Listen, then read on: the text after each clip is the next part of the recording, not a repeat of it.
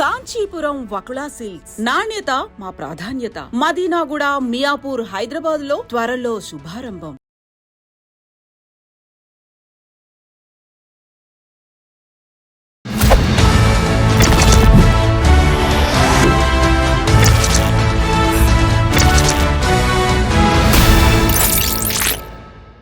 అందరికీ నమస్కారం. నేను Swaroopa Potlapalli. Welcome to trending topic. 20% commission ఇస్తే తప్ప బిల్లులు క్లియర్ అవ్వట్లేదని తెలంగాణలో కాంట్రాక్టర్స్ ఆరోపిస్తూ ఉన్నారు. ఎలాంటి పైరవీలు పర్సంటేజీలు లేకుండా తమ బిల్లుల్ని క్లియర్ చేయాలి అంటూ డిప్యూటీ సీఎం బట్టి విక్రమార్క చాంబర్ ఎదుట దాదాపు 200 మంది కాంట్రాక్టర్స్ ఆందోళన చేయడం అనేది ఇప్పుడు చర్చనీయాంశంగా మారింది. ప్రస్తుతం నాతో పాటు మాజీ మంత్రి బీఆర్ఎస్ సీనియర్ నాయకులు పొన్నాల లక్ష్మయ్య గారు ఉన్నారు. సార్తో ఈ టాపిక్ మీద మాట్లాడదాం. సార్ నమస్తే. చూసారు కదా, అంత భారీ సంఖ్యలో కాంట్రాక్టర్స్ ఒక డిప్యూటీ సీఎం చాంబర్ దగ్గరకు వచ్చి ఆందోళన చేయడం అనేది చిన్న విషయం కాదు సార్. మీరేమంటారు దీని మీద? చిన్న విషయం ఎవరంటారు? ఇది ప్రభుత్వ వైఫల్యం. రెండవది, బిల్లులు పే చేయడం ప్రభుత్వంలో ఎప్పుడైనా కొనసాగుతుండేది. కొంత ఆలస్యం కావచ్చు, కొంత త్వరితగతిన. కానీ ప్రభుత్వ అసమర్థత వల్ల ఇష్టారాజ్యంగా నచ్చిన వాళ్లకు, కావలసిన వాళ్లకు పెద్ద ఎత్తున వేల కోట్ల రూపాయలు ఇచ్చినా మధ్య తరహా వాళ్లకు, చిన్న తరహా వాళ్లకు డబ్బు మాకు రాలేదనే ఆవేదన ఒక ఎత్తు అయితే, అందుకు ప్రయారిటీగా ఇవ్వాలి అంటే దురదృష్టం. నిన్న ఏదో కావాలని అంటున్నారు అని అంతటా వచ్చింది. అంటే దాని అర్థం ఏంటి? ఆర్థిక వ్యవస్థను లేకుంటే పరిపాలన కార్యక్రమాలను అందరి కోసం వాడుకునే తీరుగా లేదు అనేది చాలా స్పష్టం. ఆవేశంతో నష్టపోయిన వాళ్ళతో, బాధతో వచ్చేవాళ్ళు చేసే కార్యక్రమాలు.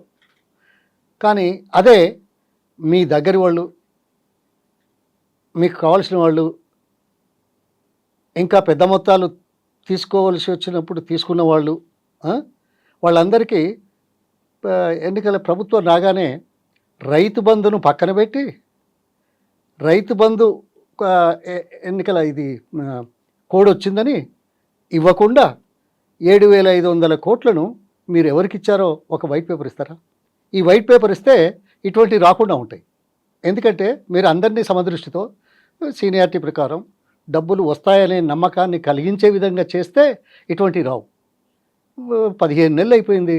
అంతకుముందు 6 నెలలు, 8 నెలలు డ్యూ ఉండొచ్చు. ఏ ప్రభుత్వంలోనైనా ఎప్పుడైనా పని చేయగానే రాదు కదా, కొంత టైం పడుతుంది.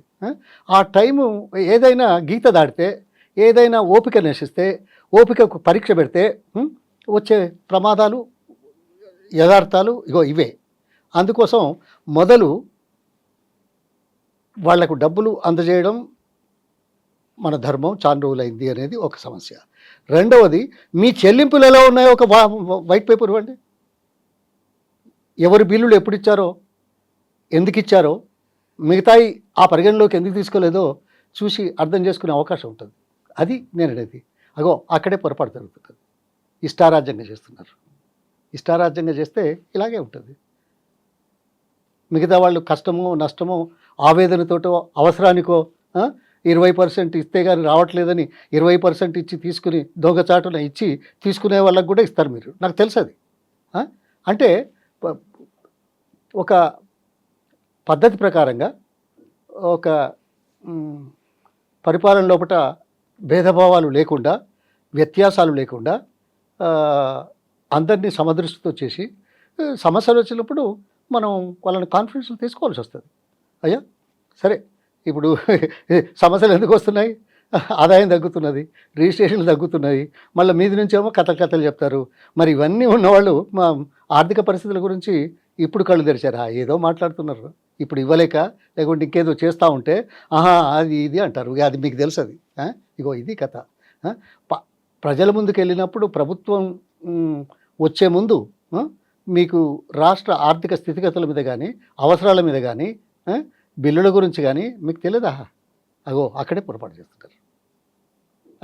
చేస్తున్నారు. సో ప్రజలు ఇప్పుడు చూడండి, ఇంకో నిమిషం. సరే, ఇదంటే వాళ్ళు ఏదో 200 మంది వచ్చారు అక్కడ అడుగుతున్నారు అనేది ఈనాటి యూనో ప్రసార మాధ్యమం ద్వారా చాలా బాగా వచ్చింది. నేను అడుగుతాను, మీరు రుణమాఫీ అన్నారు 2 లక్షలు. ఎలక్షన్ల ముందు ఏం మాట్లాడారో తెలుసు. ఇదే ముఖ్యమంత్రి 2 లక్షలు మాఫీ చేస్తాం, మీరు ఇప్పుడు తీసుకొచ్చుకోండి, ప్రభుత్వం రాగానే వెంటనే క్లియర్ చేస్తామన్నారు. సరే, ఆ మాట ఈ మాట పక్కన పెడదాం. కానీ మీరు విడుదల చేసిన అమౌంట్ ఎంతమందికి ఇవ్వాల్సింది, ఎంతమందికి ఇచ్చారు, ఇచ్చిన వాళ్ళలో గ్రామాలలో ఎంతమందికి చేరింది, ఇది ఏమైనా వైట్ పేపర్ ఇస్తారా? అంటే గ్రామాలలో ఎవరు పోయి అడిగినా రాలేదు అనే వాళ్ళ నెంబరే ఎక్కువ ఉంది మాకు తెలిసినంత మట్టుకు, మా సర్వే ప్రకారం. అంటే ఏమన్నట్టు, వాళ్ళందరూ ఇలా సెక్రటరేట్ వచ్చే అవకాశం లేదు కదా. ఇంత స్థాయిలో ఈ ప్రచారం జరిగితే ఇంకా బాగుండేది కదా. రైతులే కదా, వ్యవసాయమే కదా, 100% మనకు అదే కావాలి కదా, వాళ్ళ మేలే కావాలి కదా. అందుకే కదా దేశంలో మొదటిసారిగా రైతు బంధు కార్యక్రమాన్ని పంటల సమయంలో, విత్తనాలు వేసే సమయంలో, నాట్లు వేసే సమయంలో అప్పుల కోసం చూడకుండా పంట వేయడానికి చేసే క్రమంలో మొట్టమొదటిసారి ప్రపంచ చరిత్రలో ఇచ్చిన చరిత్ర రైతు బంధు. మరి దాన్నే ఎగబెడుతురి, అదే మీ ఇష్టం వచ్చిన వాళ్ళకి ఇస్తురి. తర్వాత మిగతా అప్పులు మాత్రం కరెక్ట్గా ఇస్తారని ఎక్కడ? ఇగో, ఒకసారి గీత దాటితే గీత దాడకుండా ఉండే ప్రయత్నం చేయాలి. క్లిష్ట పరిస్థితులు వచ్చినప్పుడు సంబంధిత వాళ్ళను విశ్వాసంలోకి తీసుకోవాల్సిన అవసరం. అంటే కాంట్రాక్టర్లకు చెల్లింపులు కావచ్చు, వాగ్దానాల అమలు, ఇవన్నీ తమకు నచ్చిన వాళ్ళకైతే ఇస్తున్నారు, మిగతా వాళ్ళకి సరిగ్గా ఇవ్వట్లేదు అంటారా? వీటన్నిటి మీద శ్వేతపత్రం రిలీజ్ చేయాలని డిమాండ్ చేస్తున్నారా సార్? మీరు ఒక మాట దాన్ని ఇంకో రకంగా తీసుకెళ్లారు. వాగ్దానాలు కూడా ఇష్టం కావాల్సిన వాళ్ళకి అనేది కాదు. వాగ్దానం చేసింది ఒకటైతే, ఇచ్చింది కొంత అయితే, చేరింది కొంత అన్నాను. అందులో మళ్ళా ఇష్టమైన లేదే, దే ఆర్ నాట్ కాంట్రాక్టర్స్. అగో అక్కడ తేడా, దయచేసి గమనించమని కోరుతున్నా. ఎందుకంటే రాంగ్ మెసేజ్ పోవద్దు. ఒక బాధ్యతాయుతమైన మనిషిగా 4.5 దశాబ్దాలు ప్రభుత్వంలో ఉన్నవాడిగా, ప్రభుత్వాలను చూసిన వాడిగా ఉన్నవాడి కాదు, రాజకీయంలో ఉన్నవాడిగా ఇది గమనించమని కోరుతున్నాను. అది నేనండి. ఈ బిల్లుల చెల్లింపులో ఏమైందో చెప్పాను. అక్కడ వాగ్దానం ప్రకారం 2 లక్షల రుణమాఫీ చేశారా లేదని అడుగుతున్నాను. చేసిన దాంట్లో ఎంతమందికి ఇచ్చారని అడుగుతాను. ఇచ్చిన వాళ్ళలో ఎంతమందికి చేరింది అంటున్నాను. అందులో నీ వాళ్ళు నా వల్ల అనలేదే, అగో అక్కడే వచ్చింది పొరపాటు. దయచేసి సవరించాలా సార్? అలాగే మామూలుగా సుదీర్ఘ కాలం మీరు మంత్రిగా పనిచేశారు, ప్రభుత్వాన్ని దగ్గరుండి మరి నడిపించారు. అసలు ఈ కాంట్రాక్ట్ వర్క్స్ అనేవి ఎలా జరుగుతాయి, బిల్లుల క్లియరెన్స్ ఎలా ఉంటుంది అనేది కూడా ప్రాసెస్ మీకు బాగా తెలుసు సార్. కానీ ఇప్పుడు ఇంతమంది కాంట్రాక్టర్లు వచ్చి ఆందోళన చేసే పరిస్థితి వచ్చిందంటే అసలు మన రాష్ట్ర ఖజానా పరిస్థితి ఏంటి అని కూడా అనిపిస్తుంది. ఇప్పటికైనా ప్రభుత్వం ఎలాంటి చర్యలు చేపడితే మంచిదంటే? ఓహో, వీళ్ళు వచ్చిండ్రు కాబట్టి రాష్ట్ర ఖజానా పరిస్థితి ఎట్లుందని మీరు కూడా అనుకుంటున్నారా? వాళ్ళు చెప్పినవి అనుకుంటున్నా. వాళ్ళు కూడా మా మీద బురద చల్లారు ఈ గత ప్రభుత్వం మీద. నేను అందుకే అన్నాను మొదలు చెప్పేదాంట్లో, ఎన్నికల ముందు రాష్ట్ర ఆర్థిక పరిస్థితి అర్థం చేసుకున్నారా లేదా, ఎన్నికల తర్వాత ప్రభుత్వం వచ్చిన తర్వాత సమస్యలు రాకుండా ఉండే విధంగా మీరు చర్యలు తీసుకుంటున్నారా, మీరిచ్చిన హామీలు ఆర్థిక పరిస్థితుల దృష్ట్యా సాధ్యమా అసాధ్యమా అనే దాని మీద మీరు ఏమైనా విశ్లేషించారా? అందుకే నేను 3 ప్రశ్నలు అడిగాను. ఒకటి, గత ప్రభుత్వంలో తీసుకున్న సంక్షేమ కార్యక్రమాలు అన్నీ కొనసాగిస్తామనే మాట చెప్పగలుగుతారా? నంబర్ 1. నంబర్ 2, మీ 420 కానీ 6 కానీ 5 గ్యారంటీలు కానీ వీటికి మీరు ఇస్తున్న దాంట్లో డిబేట్ ఉంటుంది, ఇచ్చారా లేదా అనేది మనం ప్రశ్నిద్దాం. కానీ ఈ 3ంటికి ఎంత డబ్బు అవసరమో కనీసం చెప్తారా సంవత్సరానికి? నేను ఇస్తలేరు ఇయ్యరు అని నేను అనలా. ఈ 3ంటికి ఎంతేదో చెప్పగలుగుతారా? బాధ్యత కదా. తర్వాత విజనరీ లాగా ప్రభుత్వంలోకి వచ్చిన తర్వాత కొత్త పథకాలు ఏదో కొన్ని స్టార్ట్ చేస్తాము, నడుస్తూ ఉంటాయి కాదనా. కానీ 6 ఏళ్ళలో పూర్తి చేస్తాం, 4 ఏళ్ళలో పూర్తి చేస్తాం, 5 ఏళ్ళలో పూర్తి చేస్తాం అనే మాటలకు అయితే డబ్బు కావాలి కదా. ఆ డబ్బు ఈ 4 ఏళ్ళలో 3 ఏళ్ళలో ఎట్లా వస్తుందో చూడాలా లేదా? ఫర్ ఎగ్జాంపుల్ మూసి 1,55,000 కోట్లు 6 సంవత్సరాలు, అవునా? అంటే ఎంత? 25,000, 26,750 ఎంత ఉంటుంది? 25,000 అనుకో. తర్వాత 24 లక్షల ఇల్లు 4 ఏళ్ళల్లో 5 లక్షలు చొప్పు వేసినా 120 లక్షలు. 120 లక్షలు అంటే 4 ఏళ్ళు ఎంత అవుతుంది? 30 లక్షలు. అది 25, ఇది 30, 55 లక్షలు, అవునా? అది కాకుండా మీరు ఏది గ్రీన్ పవర్ 24,000 మెగావాట్స్ ఎంతో తెలుసా? అదొక 1,20,000 కోట్లు. అంటే 6 ఏళ్లలో పూర్తి చేస్తామని చెప్పారు. 6 ఏళ్లలో ఎప్పుడు మొదలు పెట్టిండ్రు, ఎప్పుడు మొదలు పెడతారు తర్వాత మాట్లాడదాం. కనీసం మీరు అనుకున్న దానికి ఇందిరమ్మ ఇల్లు ఎప్పుడు మొదలు పెడతారు నాకు తెలుసు, అది పక్కన పెడదాం.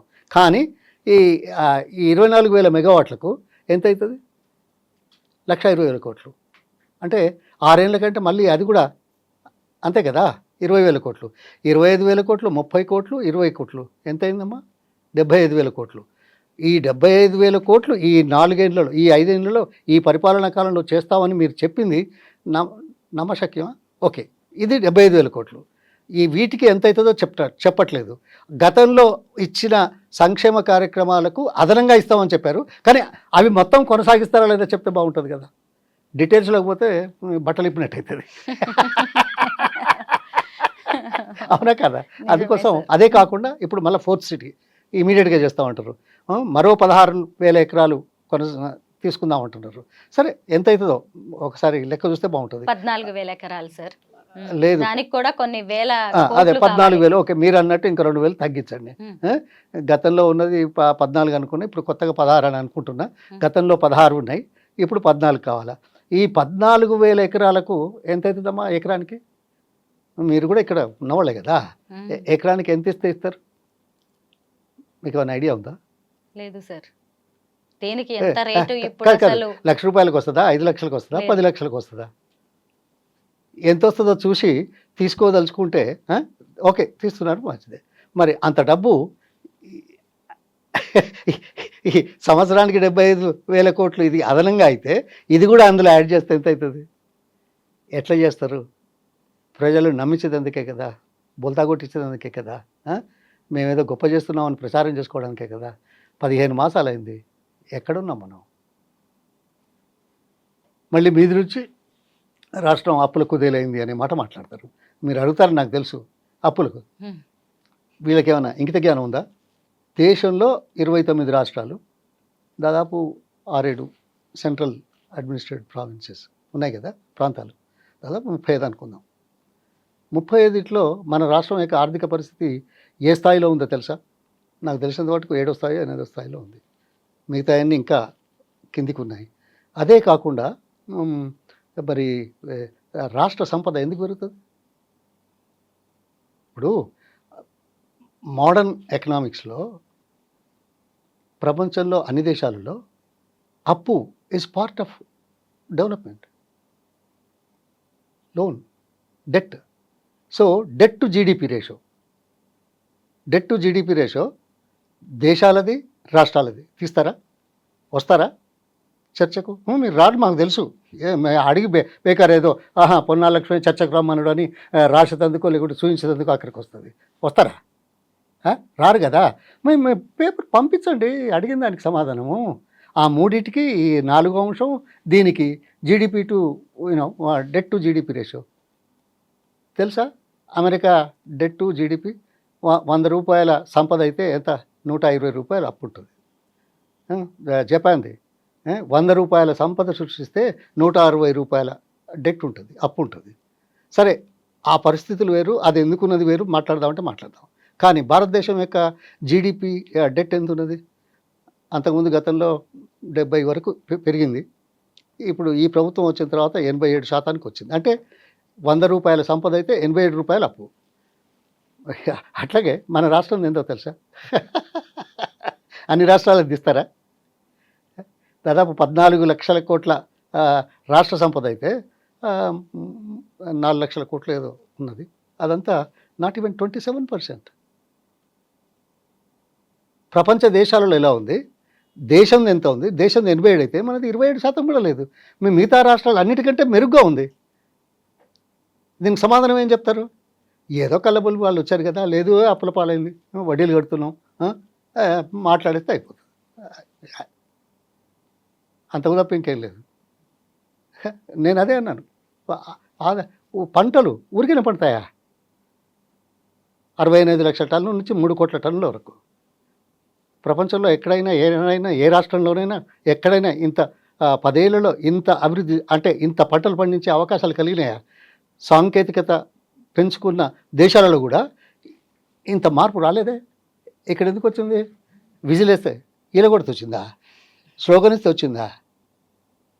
దానికి కావాల్సిన మౌలిక వసతులు కల్పించడంతో పాటు రైతులకు కష్టం లేకుండా పంటలు వేసే సమయంలో ఆదుకునే పరిస్థితులు సృష్టించిన చరిత్రతో వచ్చింది.